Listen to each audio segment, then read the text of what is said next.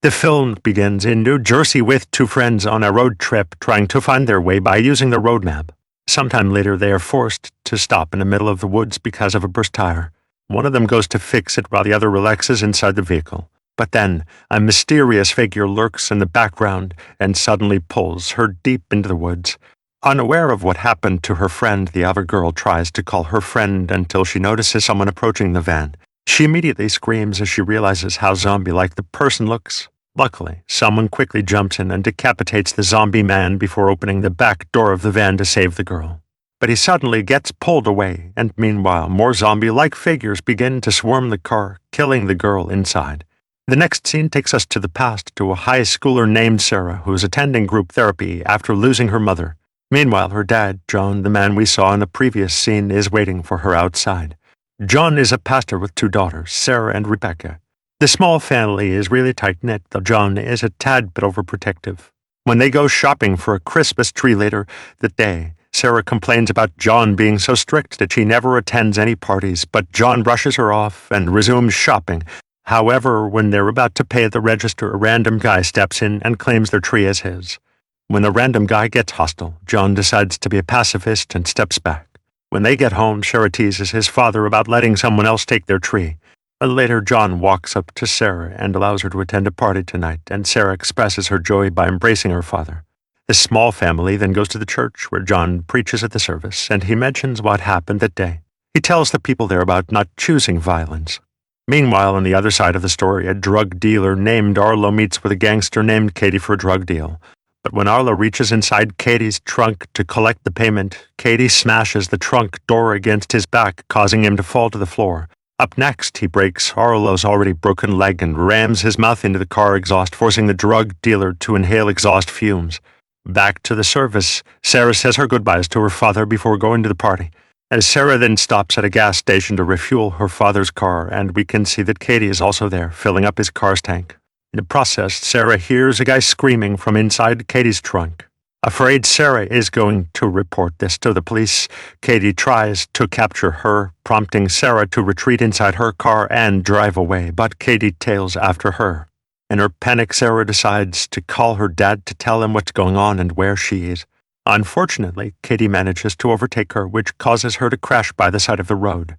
Wasting no time, Katie climbs out of the car and zip-ties Sarah's hands to the steering wheel before pushing the car into the nearby lake. Afterwards, John rushes to the scene, but when he arrives, it's too late. Sarah is gone. Sarah's death devastates the pastor and sends him on a spiral. After the funeral, a detective named Jed pays a visit to John and his family. Jed tells John that this was a case of road rage because Sarah was found with her hands zip-tied to the steering wheel, and he promises the grieving John that he'd find whoever did this. While this goes on, Katie calls his brother Vic to inform him about all the money and drugs he's got with him right now. Excited, the brothers agreed to meet the next day. Detective Jed is on a mission. He goes to the gas station Sarah went to last night and asks to see the security footage. There he sits down for hours and goes through the footage, discovering Katie's license plate. Later on, Katie is seen being pulled over by a police officer for a traffic run. The officer steps out of the vehicle, but before Katie could say anything, the unknown officer injects Katie with anesthesia. That evening, Katie's brother Vic is waiting for Katie to show up, but he never does. This, of course, confuses Vic, and so he reports it to his boss, Otto. After hearing that Katie is missing, Otto is furious because the drugs and money Katie has is worth a lot. The leader informs Vic that the drug dealer always puts a tracker in their product. Therefore, he sends his goons on a manhunt for Katie. Meanwhile, it turns out that Katie is being held hostage in an underground lair deep in the woods and is being taught a very good lesson. He is being electrocuted repeatedly and being told that from now on his name is 21. At the same time, the drug goons begin their search for Katie inside a drug den and start beating up everyone associated with Katie. Here is where they find a guy who keeps Katie's tracker and discover his location on the map. The next morning, John walks up to his youngest daughter Rebecca and hands her a bracelet as a gift to console her, but the little girl won't take it, so John puts the bracelet in his pocket. John then goes to meet Jed, the detective at the bar, where the detective begins telling John that he is ready to give John the same opportunity that he was presented with many years ago. He then tells John a story from 10 years ago about Quinn Brady, an infamous rapist who would assign a number to his victims and torture them before terminating them afterward. As a young detective, Jed led the investigation and caught the rapist, but one day he was granted early release. Jed feels disappointed by the decision, but knows he can't do anything about it. To make matters worse, the first thing Quinn Brady did after his release was to seek revenge by brutally murdering Jed's pregnant wife when Jed was at work. The reason he's telling this story is to let John know that he knows exactly how painful it is to lose a loved one in the hands of someone else, and that he knows what to do to rid himself of the pain. Jed also tells John that Quinn was eventually apprehended, but not by the law. Up next, Jed suddenly asks if John would like to spend 1 minute alone with a guy to take revenge for his daughter's death, revealing that Jed was the one who kidnapped Katie. John agrees, and they drive up to the detective's place in the woods, to a secluded cabin built by Jed. They descend to the secret underground lair where Katie is tied up on the wall. Jed assures the pastor that this guy is guilty by laying out all the evidence he's found, and tells John to start attacking the man to cope with his grief. According to Jed, he did the same thing to Quinn Brady to heal from the pain of losing his wife, and it worked, so John should do the same. He then tells John to pick a weapon. John takes an ice pick and goes up to the man. He begins pressing it into his ear, but stops before long because he doesn't have the heart to kill a man. To calm John down, Jed assures him that he doesn't even need to kill the man, just torture him, but John doesn't want any of that and wants to leave. Unfortunately, this disappoints Jed. He says he built the room because of people like him, so he electrocutes John until he passes out.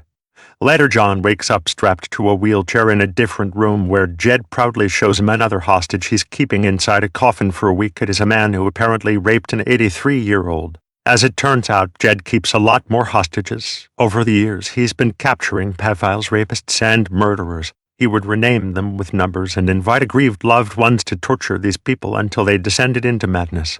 He also calls these hostages subhumans because Jed has put them through so much pain that they have become cannibalistic and behave like animals. Quinn Brady is one of the prisoners, and Jed now calls him number one. Up next, he forces Katie into the subhuman's cage. Meanwhile, up on the surface, the drug goons arrive at the secluded cabin looking for Katie. At Jed's orders, the subhumans begin to attack Katie, while John is forced to watch. John takes advantage of the commotion to break free and hide, right before Jed notices John's disappearance and believes that he has escaped.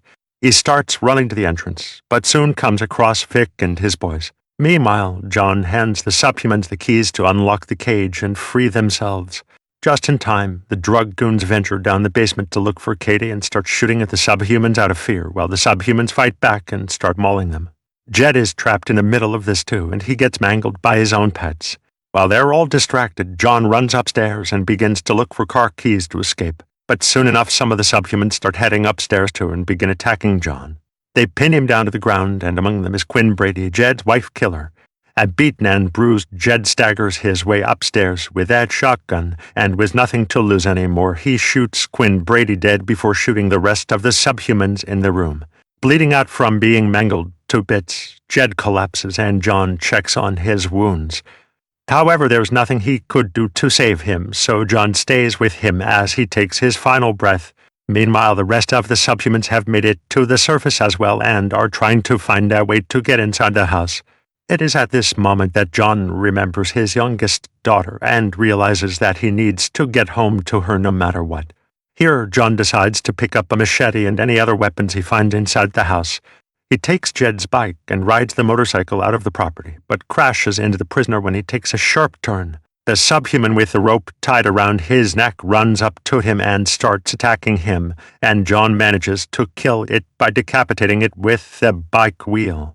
But it's not over. Another one makes a jump on him right after, and he's forced to slash him in the throat.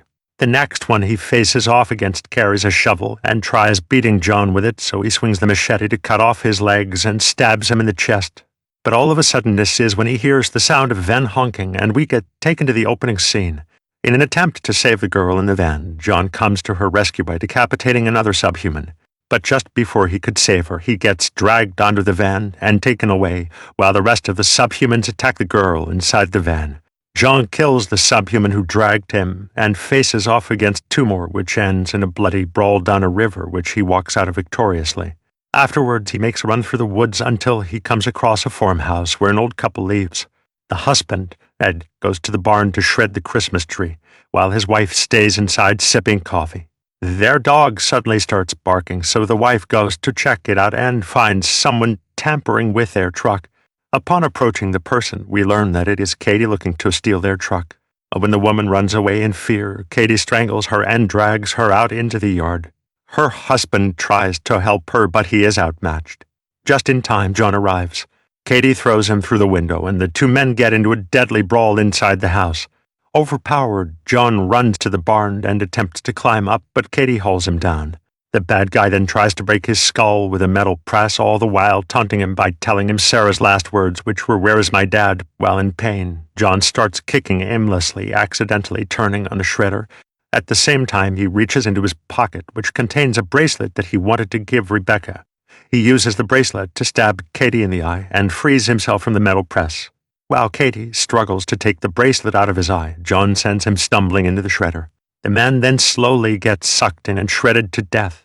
John then picks up the bracelet from the ground, and the next scene features John attending the same grief counseling his daughter used to. He shares his feelings with the group, and they comfort him with their kind words. Some time has passed, and he seems to be getting better. During the service, he reads a Bible verse about how God is an armor who can help you defend yourself. After the service, he takes his daughter Rebecca to softball practice when a grown man barges in and kicks her out of the arena because he wants to use it. When John sees this, he confronts the guy and asks him to reason, but the guy only starts to insult him. Unlike at the beginning of the movie, John now stands up for himself and his family.